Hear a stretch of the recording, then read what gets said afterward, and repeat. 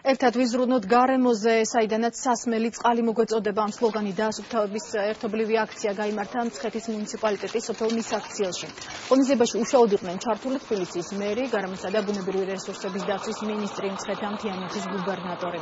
დასუფთავდა არაგვის ხეობის მიმდებარე ტერიტორია, საიდანაც თბილისში წყალი მოედინება. აქცია თბილისის მერისა და კომპანია Georgian Water and Power-ის ორგანიზებით ჩატარდა.